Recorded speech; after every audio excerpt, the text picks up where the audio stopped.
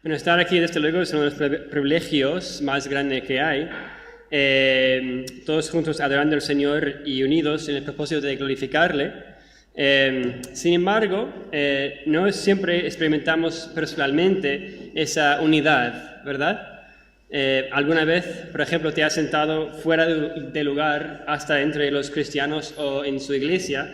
O quizás has pensado algo como, ¿pero qué pinto yo aquí entre estas personas? No soy tan inteligente para entender todo esto.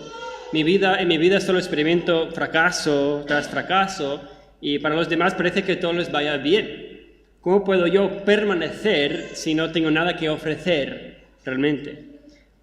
Me siento, sonrío, saludo a todos que me saludan, pero no me puedo quitar esa sensación de que soy nada más que un forastero entre mis hermanos y mis hermanas. Si alguna vez has sentido este tipo de inquietud, de una forma u otra, lo que el Señor tiene para nosotros en su palabra no puede ser más crucial. Así que vamos a volver a leer Lucas capítulo 18, los versículos 15 a 17. Y es algo curioso también en la providencia de Dios. Pepe y yo sabíamos que esto iba a coordinar para la presentación del niño esta mañana, así que ha sido todo por la providencia de Dios mismo, así que es algo bonito ver también. Así que en Lucas, capítulo 18, versículos 15 a 17. Y dice la palabra del Señor: traían a él los niños para que los tocase, lo cual viendo los discípulos les reprendieron. Mas Jesús llamándolos dijo: dejad a los niños venir a mí, y no se lo impidáis, porque de los tales es el reino de Dios. De cierto os digo que el que no recibe el reino de Dios como un niño, no entrará en él. Entonces nos encontramos con una escena muy curiosa y realmente única, ¿no? Que estamos todos muy familiarizados. Cristo y sus discípulos siguen en su camino hacia Jerusalén, y vemos visto en este camino, en Lucas, este viaje el Señor ha estado dando varias enseñanzas a lo largo de este viaje. Así que en medio del camino vemos ahora varias personas trayendo niños, y no solamente niños, sino, según el texto original, niños muy pequeños, es decir, niños probablemente recién nacidos. Y están trayendo estos bebés al Señor Jesús para que Él los toque, lo cual quiere decir que quieren que Jesús bendiga a estos pequeños. Los discípulos seguramente están ya cansados del viaje y puede que incluso tengan prisa para seguir adelante.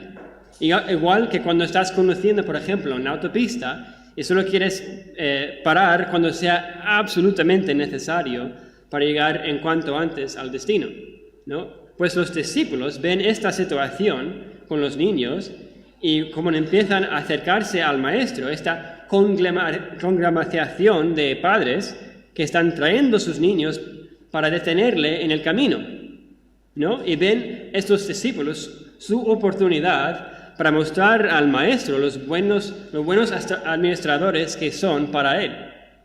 Y hacen su mejor esfuerzo para prevenir una detención innecesaria del Señor, ¿no?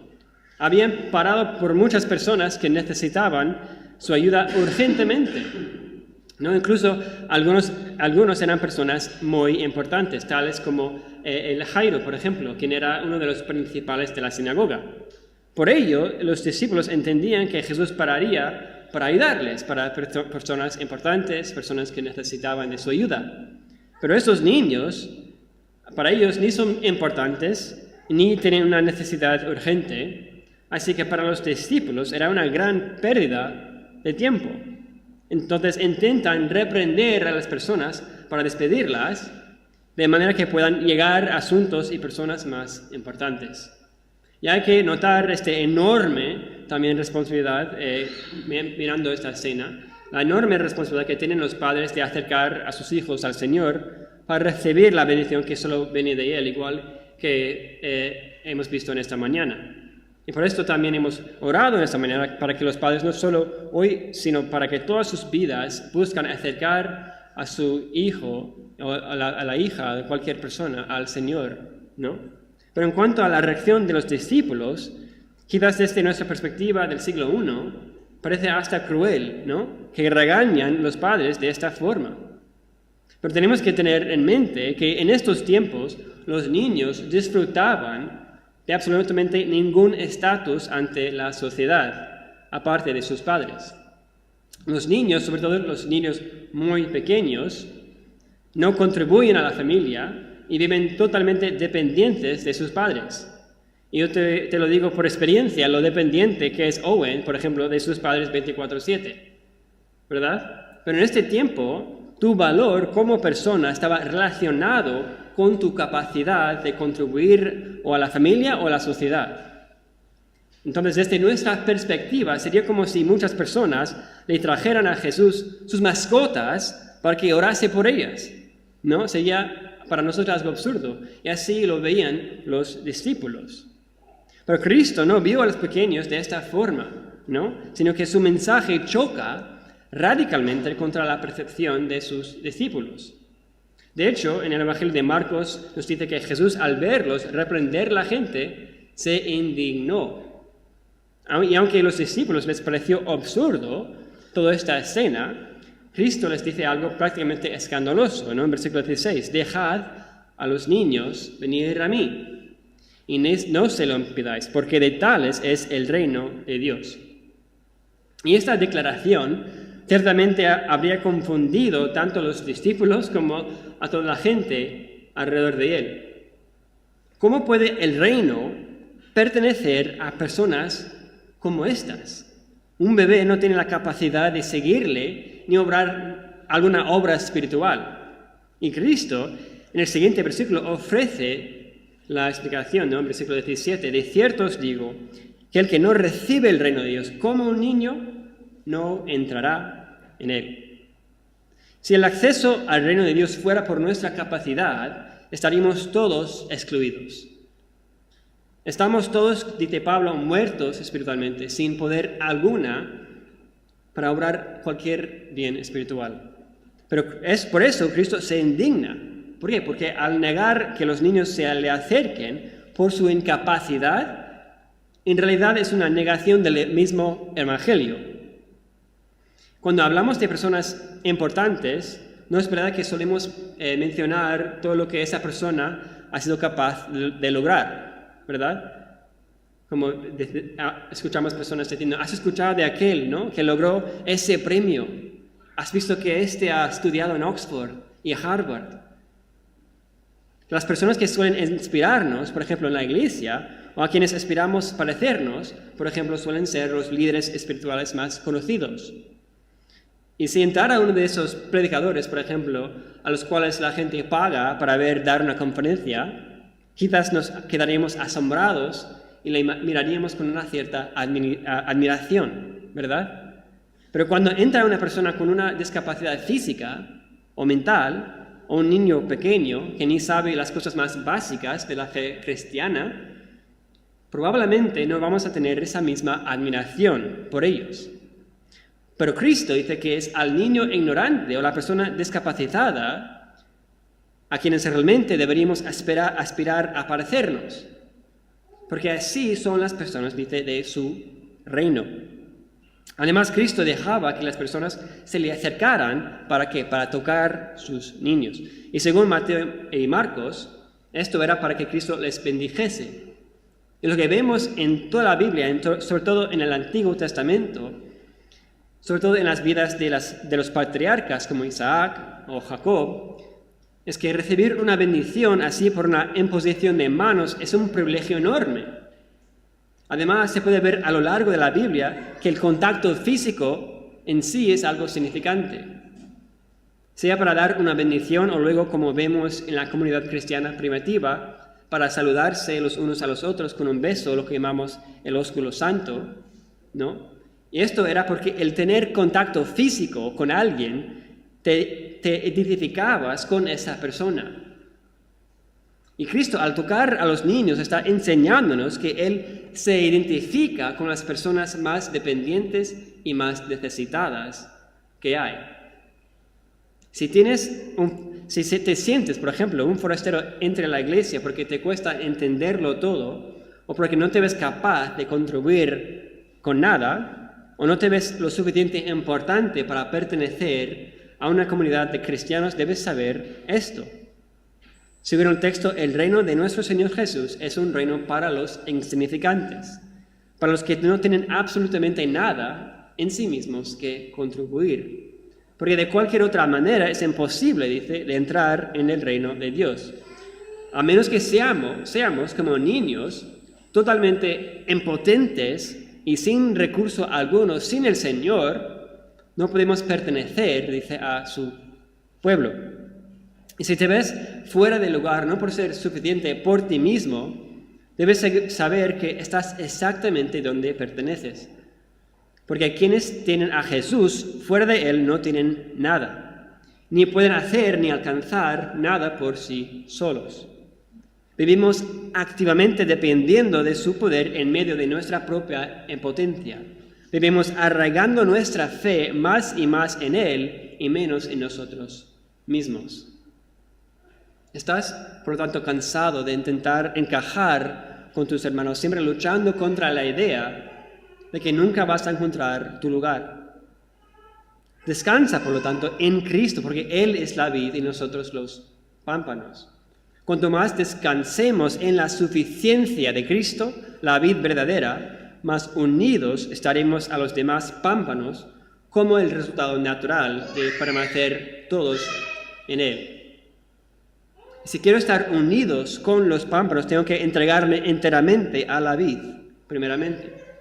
Si estás descuidando tu vida espiritual, tanto en privado como en público, porque piensas, pero ¿qué más da? Nunca voy a ser como aquel, nunca voy a ser como aquellos, tampoco me van a aceptar, más me vale vivir en el mundo, donde me van a aceptar, por lo menos. Y si ese es tu caso, Cristo te ofrece paz, para que dejes de apoyarte en tus propias fuerzas y en la necesidad de sobresalir entre los demás. Y si te acercas a Él con la humildad de un bebé indefenso, experimentarás el poder de su salvación y su redención, que son la esencia misma de su reino. Y lo que vemos en nuestro texto es que para Cristo las personas que corren más peligro no son las personas insignificantes, incapaces y marginadas, sino que son las personas que se ven a sí mismos como los más importantes y capaces. Eso es lo que claramente se ve al seguir leyendo en el Evangelio de Lucas. Leemos de nuevo desde el versículo 18 al 27. Y un hombre principal le preguntó, diciendo: Maestro bueno, ¿qué haré para heredar la vida eterna? Jesús le dijo: ¿por qué me llamas bueno? Ninguno hay bueno sino solo Dios. Los mandamientos sabes: no adulterarás, no matarás, no hurtarás, no dirás falso testimonio, honra a tu padre y a tu madre. Y él dijo: todo esto lo he guardado desde mi juventud. Jesús, oyendo esto, le dijo: aún te falta una cosa. Vende todo lo que tienes y dalo a los pobres, y tendrás tesoro en el cielo. Y ven, sígueme. Entonces él, oyendo esto, se puso muy triste porque era muy rico. Al ver Jesús que se había entristecido mucho, dijo: cuán difícilmente entrarán en el reino de Dios los que tienen riquezas. Porque es más fácil pasar un camello por el ojo de una aguja que entrar un rico en el reino de Dios. Mencionamos antes que en el primer siglo se determinaba tu valor según tu capacidad de contribuir a la familia o a la sociedad. Sin embargo, la otra manera de determinar tu valor era por tu riqueza. Y ahora nos encontramos con una persona que, según esa generación, sería una persona muy honrada.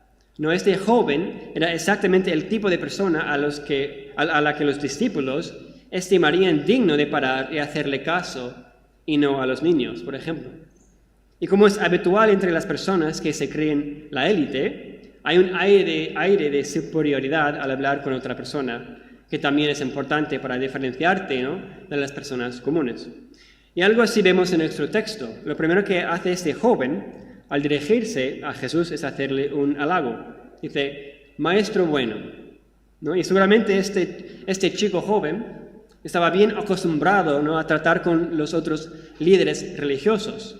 ¿No? Los fariseos, los líderes religiosos más importantes, lo que más les gustaba era que les hicieras la pelota, sobre todo si querías que te honraran entre la sociedad. Así que este hombre inicia la conversación tal como siempre hacía, seguramente con todos los maestros de su tiempo, maestro bueno. Y aún antes de responder a la pregunta misma, nuestro Señor le deja bien claro que Él no tiene el más mínimo interés en intercambiar halagos superficiales como los otros maestros. Encontramos esta reacción del Señor en versículo 19. ¿Por qué me llamas bueno? Ninguno hay bueno sino solo Dios. El hombre claramente ve a Jesús como un maestro más, no como Dios mismo encarnado. Si Cristo fuera solo un maestro más, tal como pensaba este hombre, el título de bueno, desde luego, no sería apropiado. Eso también se puede ver en el hecho de que luego, al instruir al joven de venderlo todo y venir a seguirle, el hombre es incapaz luego para obedecer. Y podemos concluir que el joven no comprendió la divinidad de Cristo, por lo tanto no reconoció el valor de la verdadera riqueza que solo se encuentra en Él. Seguir a Cristo, por lo tanto, seguir a Cristo es tener a Cristo, y tener a Cristo es tenerlo todo. Así que, una vez que estaba claro que a Jesús no le interesaban los halagos superficiales, responde a la pregunta del joven. ¿Cuál era su pregunta? Dice, ¿qué haré para heredar la vida eterna? Quería saber qué esfuerzo tenía que hacer o requisito tenía que cumplir para asegurarse la vida eterna, ¿no? Este hombre venía a Cristo contando con su gran capacidad, su riqueza para conseguir lo que quiere, tal como hacía siempre, seguramente. ¿Y qué hace Cristo? ¿Acaso le ofrece una gran lección que nadie había escuchado nunca? No, le apunta al corazón del Antiguo Testamento. Le apunta a lo que él ya lo sabe. Dice en versículo 20, los mandamientos sabes, no adulterarás, no matarás, no hurtarás, no dirás falso testimonio, honra a tu padre y a tu madre. Es decir, el Señor le apunta a la segunda parte de lo que llamamos la ley moral, ¿no? Los 10 mandamientos. Y la primera parte de la ley moral tiene que ver con nuestra relación vertical, es decir, con Dios, ¿no? Y la segunda parte tiene que ver con nuestras relaciones horizontales, es decir, con los demás. Claro, Cristo pudiera haber citado todos los mandamientos, incluso los 4 primeros. Sin embargo, a romper los últimos 6 mandamientos significa que ya has roto, ¿no?, los primeros 4. Porque al pecar contra nuestro hermano en el nivel horizontal, antes que nada hemos pecado contra Dios en el nivel vertical. Entonces Cristo usa la ley para hacer al joven mirar a su propia conciencia, para mostrarle que no es tan capaz o inocente que presume ser. Y aunque el joven dice haber cumplido con todo, Jesús nos muestra que hay una gran diferencia entre poder decirlo y en verdad poder hacerlo. Y yo puedo ponerme enfrente de toda la gente que quiera y decir que soy libre del pecado. De hecho, existe gente que se engaña pensando que una vez que se convierten ya no son capaces ni de pecar. Sin embargo, como leemos en 1 de Juan 1, si decimos que no tenemos pecado, nos engañamos a nosotros mismos. Entonces Cristo ve a este joven hacer exactamente esto. Se estaba engañando a sí mismo. Y Cristo empieza la misma conversación diciendo que solo Dios es bueno. Y ahora el rico le responde, pues yo también. Yo he cumplido todo esto, yo también soy bueno. Y este joven es tan engañado por su propia superioridad que no es capaz ni de ver su propia falta de lógica. Cristo, con perfecta sabiduría, por lo tanto, expone la diferencia entre lo que el joven dice y lo que realmente hay en su corazón, al probar si en verdad podía cumplir la ley como afirmaba. En versículo 22 leemos, Jesús, oyendo esto, le dijo, aún te falta una cosa. Vende todo lo que tienes y dalo a los pobres, y tendrás tesoro en el cielo. Y ven, sígueme. Entonces él, oyendo esto, se puso muy triste porque era muy rico. Entonces vemos que Cristo, al pedirle un sacrificio financiero, ¿no?, le dio en el clavo. Ahí consistía la gran idolatría del rico. Y tanto le afectó que se puso visiblemente triste y emocional por su repentina incapacidad. El joven rico estuvo indispuesto a hacerse como ese niño de que Cristo había mencionado antes. No podía llegar a ser como un niño, renunciando su supuesto poder y sus supuestas riquezas, porque los vio con más valor que Cristo mismo y con el reino de este Cristo. ¿Veis? La razón por la cual este joven rico no podía aceptar este reino de Cristo es porque él ya tenía su propio reino, ¿no? Él viene a Cristo para añadir la vida eterna, simplemente como algo más de lo que ya tenía. Pero Cristo, al dejarle en esta situación de incapacidad, le estaba comunicando que Él y su reino no son un simple adorno que se puede añadir como algo más a lo que ya tenemos, sino o le tienes a Él y su reino, o realmente no tienes nada. Cristo, al pedirle esto, pone de manifiesto que este joven rico sigue como el rey de su propia vida, y que su identidad se encontraba en lo que él poseía. Era, por lo tanto, imposible que Cristo reinara como su Señor y Salvador, porque él ya era su propio rey, y sus riquezas su propio Salvador. Entonces Cristo literalmente llamó a rico venderlo todo, lo que tenía, no para hacer algún mandamiento general para todos los creyentes de todo el tiempo, sino en el caso de este joven era para mostrarle que valora todo eso mucho más que Dios.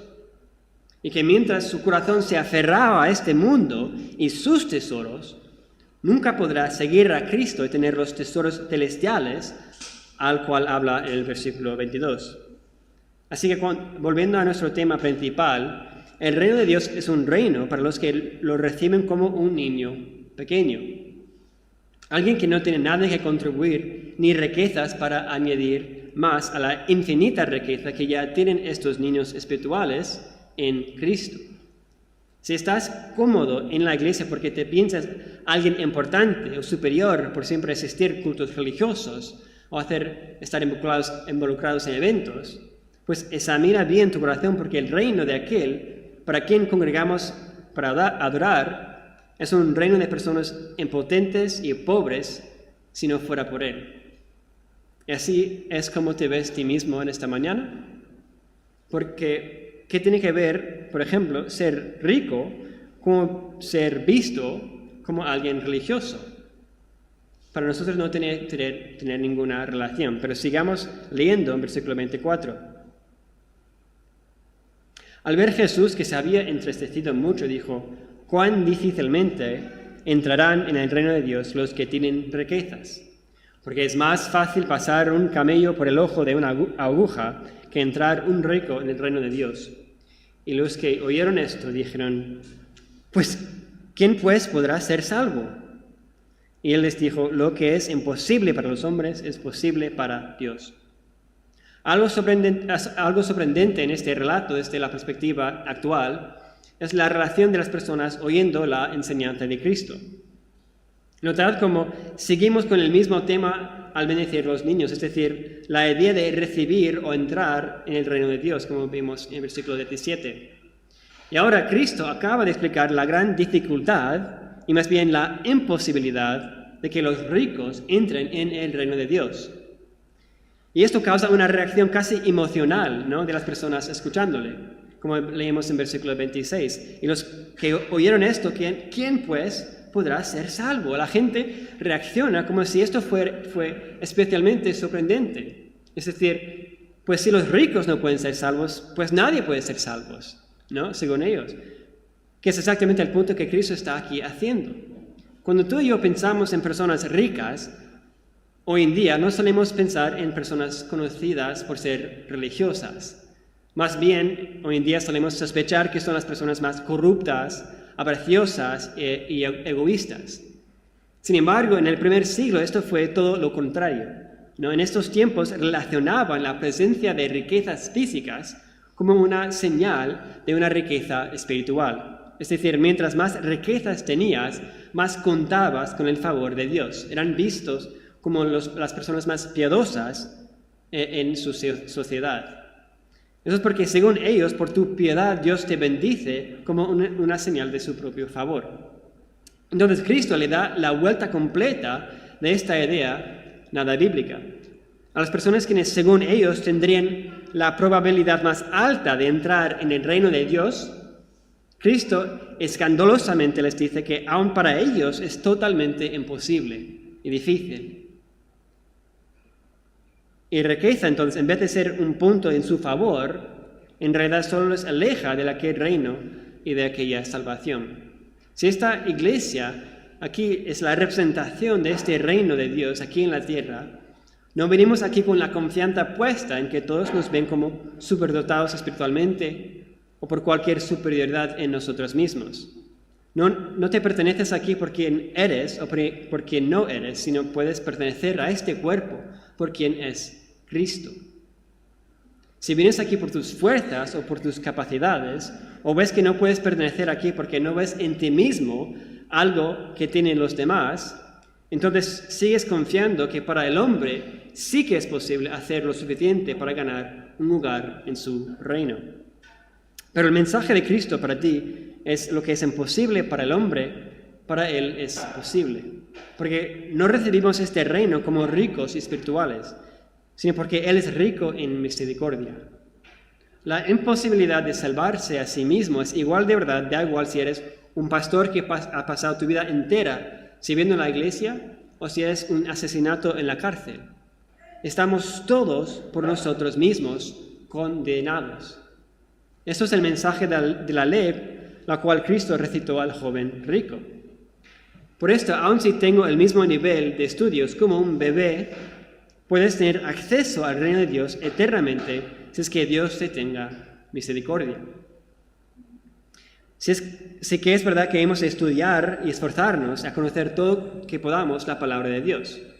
Pero no nos apoyamos en nuestros esfuerzos para la salvación, sino nos apoyamos en Dios mismo para que todos nuestros esfuerzos sean el fruto de ese descanso y esa paz estable y seguro.